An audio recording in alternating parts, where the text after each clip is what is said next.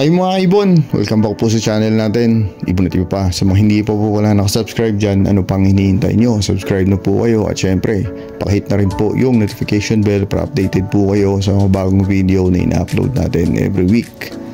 At huwag na huwag kalimutan po pala yung FB page po natin kasi doon po tayo nagbibigay ng mga announcement pag may fertile na itlog, inakay at ibon na pwedeng pamigay, doon po natin pinamimigay mga kaibon.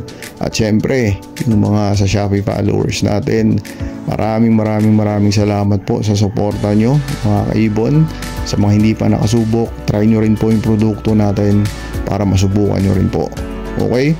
At mga kaibon, may announcement po pala tayo kasi meron na rin po tayong TikTok account. Pumasok na rin po tayo sa TikTok. At yung pangalan natin po doon is Ibon at Iba Pa. Yun pa rin po yun. Ito po, ipapakita natin ng screenshot sa inyo. Okay? At good news po kasi magpaparaffle na ulit po tayo. At yung gagawin po natin is napakasimple lang. I-follow lang po yung TikTok account natin kasi magpo-post po tayo sa FB ng mga mechanics, pero napakasimple lang po naman ng mechanics natin mga kaibon. Pag nag-post na po tayo sa FB, make sure po na naka-follow kayo sa TikTok kasi pag naka-follow na po kayo sa TikTok natin, ang gagawin nyo po dyan is screenshot nyo na naka-follow na po kayo, tapos i-comment nyo lang po sa post natin sa FB at automatic po may chance na po kayong manalo ng ibon mga kaibon. Okay, pasuporta din po ng bagong TikTok account po natin mga kaibon. Okay, maraming salamat po in advance. At sa week na to pala mga kaibon, napakaganda ng topic natin. Isang katanungan na naman yung sasagutin natin galing sa isang kaibon natin. Ang katanungan niya mga kaibon is, pwede po bang magpalit ng kusot kahit may inakay na? Napakagandang katanungan ito mga kaibon kasi nakatanggap tayo nito hindi lang isa, dalawa, tatlo, at alam ko marami ding gustong malaman o curious malaman if pwede nga ba magpalit ng kusot kahit may inakay na mga kaibon. Okay, sasagutin po natin yan ngayon. At syempre, bago po tayo dumako sa ating kasagutan, magsa-shoutout muna po tayo sa mga kaibon nating walang sawang sumusuporta sa channel natin. Okay, ngayon syempre i-shoutout na po natin yung mga kaibon nating walang sawang sumusuporta sa channel natin. Una sa lahat, syempre shoutout sa PPSM Birds Incorporated, kay Sir Kaibon Dicky Lennon, Ariel de las Armas, kay Adrian Martinez, Dan Katian, Rolly Villegas, Anpolin Avery, Babaero Line ng Nueva Ecija, Silverio Magbanwa, Elio Cemento ng Pampanga, Angelo Villena ng Kabanatuan, Emil Brian Rivera.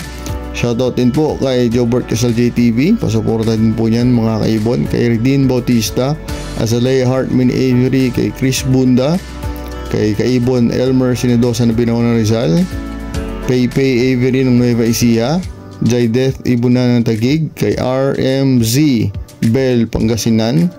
Shoutout din po kay Jose Caparoso, kay J Park, kay GPG Avery ng Arayat Pampanga, kay Ronald Antonio ng Taguig, kay Amado Katubay. Shoutout din po kay J Mini Avery ng Pangasinan, Eric Magbano ng Tanay Rizal, kay Emeralds Mini Avery, kay Peter Salonga, at kay kaibon Nico Mini Avery ng Pampanga. Maraming salamat po sa suporta niyo mga kaibon. Okay, ngayon mga kaibon, i-discuss na po natin ng mabilisan yung katanungan ng isang kaibon natin. Napakagandang katanungan ito kasi breeding season na, di ba? September na, next month. Kaya alam ko maraming painakay na naman yung mga kaibon natin. At ang katanungan pala is kung pwede bang magpalit ng kusot kahit may inakay na. Napagandang katanungan ito mga kaibon, at ang sagot po natin dito is depende. Actually, depende talaga yung sagot dito mga kaibon. Ako personally mga kaibon kasi na-experience na po natin to mga kaibon. Kaya ilalahad natin to o i-discuss natin to sa inyo mga kaibon. Ako po mga kaibon, nagpapalit po talaga tayo ng kusot sa nest box kahit may inakay na. Katulad last week, nagpalit po tayo, sinabay na po natin yan sa paglalagay ng leg band para isang disturbo na lang sa parisan nyo o kahit poster o parents mo yan, para isang disturbo na lang mga kaibon. Kasi ang parisan na yan kahit papano mga kaibon, masistress pa rin sila mga kaibon. Kahit sabihin natin magaling bumuhay yan o tested and proven na natin yan, masistress pa rin sila mga kaibon. Ang ginagawa nating diskarte dyan mga kaibon, pag nagpapalit po tayo ng kusot, after magpalit ng kusot mga kaibon, nagpapainom kaagad po tayo dyan ng gamot. Kahit dextrose powder lang, ilalagyan po natin yan, yung mga gamot na mga pangpatanggal ng stress sa ibon. Kasi I'm sure masistress pa rin yan mga ibon. At the same time, naglalagay po tayo ng isang sanga lang ng malunggay para ma-divert lang po yung attention ng mga ibon doon, para hindi nila maisip talaga na pinalitan na yung kusot. Okay, at the same time mga kaibon, ng diskarte natin dyan, kasi pag naglalagay ako ng nest box, yung bago ako mag-breed, nagsispray po ako ng gamot dyan. Yung mga gamot na yon is mga pangtanggal sa langgam, tsaka pangtanggal sa mga bacteria o germs na nakakapit sa nest box. Kasi bagong set na naman, kasi tinanggalan natin yan kasi may mga sa previous na mga inakay na inalagaan nila. Pag nagpalit ako ng kusot, hindi na ako nagsispray ng gamot na yon mga kaibon, o hindi na ako naglalagay ng kahit ano, kasi baka maiba yung amoy. Kasi pag naiba yung amoy, baka yun maging cause, baka patayin yung mga inakay. At hindi ako basta-basta din nagpapalit pala mga kaibon pag sobrang liliit pa ng mga inakay. Tine-check ko muna kung talagang madumi at need na talaga palitan. Kasi kung hindi naman need na palitan, hindi talaga ako magpapalit.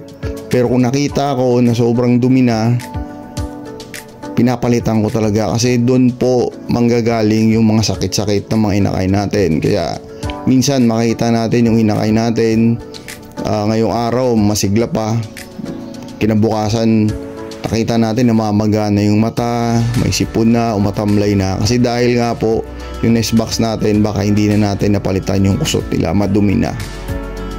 Okay? At bakit ko nasabing depende kanina? Kasi depende po kasi yan talaga sa behavior ng parents o behavior ng pamoster natin. Kasi nga po sa atin dito, tinatandaan ko na po yun at sinicheck ko na talaga yung mga behavior ng ginagamit kong pamoster. Kasi may mga pamoster po ako talaga, may mga kaibon na masiselan. Ibig sabihin nun, may isa akong pamoster dyan na pwede mong tingnan yung ibon nila anytime, tingnan mo lang. Pero kahit ilublob mo yung kamay mo sa patoka, tas hawakan mo, may tendency pa rin na papatayin nila yung inakay. Kaya yung mga pamoster na yon o parisan na yon, tinatandaan ko talaga. Ibig sabihin, pag-aralan nyo po yung behavior ng ginagamit yung pamoster o yung parents ng ibon. Kasi para maging safe yung mga inakay pag nagpalit kayo ng kusot. Kasi may mga ibon talaga o parisan talaga na masiselan talaga mga kaibon. Kaya napaka-importante po na kilala natin yung ibon natin. Ibig sabihin, alam natin yung behavior nila para maiwasan natin na mamatayan ng inakay. Kasi nga, siyempre napakahirap po bumuhay ng inakay mga kaibon, lalo na yung mga red eye na yan, napakahirap po yan mga kaibon. Kaya pag nagpalit kayo ng kusot, dapat i-consider nyo muna kung ano yung mga behavior ng ibon nyo bago nyo po gawin yun. Tandaan nyo po yung mga gamot na mga pang anti-stress, Okay, wag po kayong basta-basta mag-spray ng kung ano-ano sa loob ng nest box kasi baka may iba yung amoy. At pagpapalit lang po kayo kung kailangan na talaga, kung madumi na talaga, para ma-prevent din yung sakit. Pero kung hindi naman kailangan, wag na po natin gawin mga kaibon. Okay?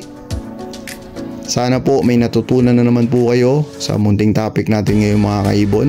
God bless po sa lahat. God bless sa pamilya nyo, sa lahat ng mag-iibon, sa lahat ng mahal nyo sa buhay. See you next time po mga kaibon. Ibon at Iba pa. Maraming salamat po.